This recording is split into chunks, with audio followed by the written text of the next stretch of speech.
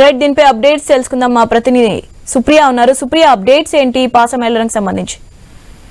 Yes Shivani, Pasha మైలారంలోని సిగాజీ పరిశ్రమ దగ్గర అయితే ఇంకా సహాయక చర్యలు కొనసాగుతాయని చెప్పాలి. అయితే మృతుల అవయవాలు కనుక్కునేందుకు ఎన్టీఆర్ఎఫ్, ఎస్టీఆర్ఎఫ్ బృందాలు ప్రమాద స్థలంలో తవ్వకాలు జరుపుతూ ఉన్నారు. అయితే నిన్న కూడా చూస్తే అయితే మనకు అక్కడైతే తవ్వకాలు జరిగాయనే చెప్పాలి.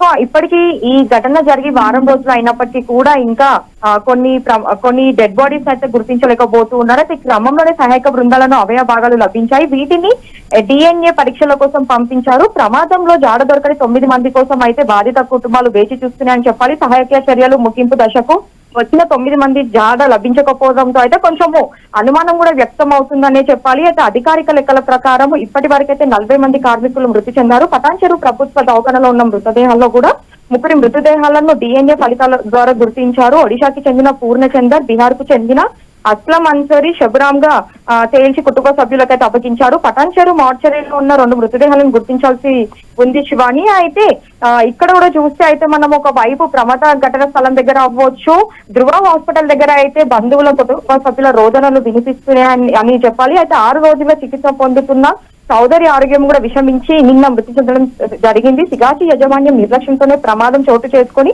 బీహార్ రాష్ట్రంలోని ఎంపీ రాజ్రామ్ సింగ్ కూడా ఆరోపిస్తూ ఉన్నారు. అయితే శనివారం నుంచి అయితే చూస్తే అయితే నిన్న సిగాచి పరిశ్రమనైనా సందర్శించారని చెప్పాలి. కానీ గడుస్తున్న వారం అయినప్పటికీ కూడా ఇంకా ఇప్పటి వరకు అయితే డెడ్ బాడీస్ దొరకకపోవడంతో అయితే కార్మికుల కుటుంబ సభ్యులు అయితే రోధిస్తున్నారు. ఓవైపు బంధువులు, కుటుంబ సభ్యులు అల్లాడిపోతున్నారు అని చెప్పాలి శివాని. అయితే వీళ్ళ కుటుంబ సభ్యుల రోదన మాత్రము కలిచివేస్తుంది.